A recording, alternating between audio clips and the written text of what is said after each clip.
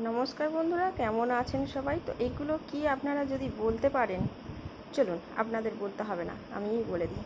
দেখুন, আমি সামান্য হালকা উষ্ণ গরম জলে দেখুন এগুলো কি কি দানা ভিজিয়েছি। যেটা আছে ঢ্যাঁড়স, লোটে শাক, ধনিয়া, পালং, মূলো, বিনস, সব রকমের, প্রায় সব রকমের দিয়েছি অল্প অল্প করে দিয়ে আর আর কি ভিজিয়েছি। কারণ এটা আমি হালকা গরম জলে ভিজালে গরমে তাড়াতাড়ি গাছ গ্রো করে, তাই আমি হালকা গরমের জলে ভিজিয়ে দিয়েছি। সারা রাত ভেজাবো না, 1 ঘন্টা ভেজাবো।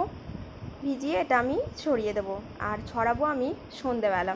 কারণ সন্ধেবেলা ছড়ালে গাছটা গ্রো হবে বেশি ভালো। আর পাখি পাখি তো আমাদের তো প্রচুর পাখি, তো খেয়ে ফেলে। সন্ধ্যেবেলা ছড়াবো, সন্ধ্যেবেলা পাখিরা দেখতে পাবে না, সকালবেলাও দেখতে পাবে, কিন্তু সকালবেলা আমি ভোরবেলা উঠে ওষুধ ছড়িয়ে দেবো। ওই ওষুধের গন্ধে পাখিরা আর আসবে না। ধন্যবাদ।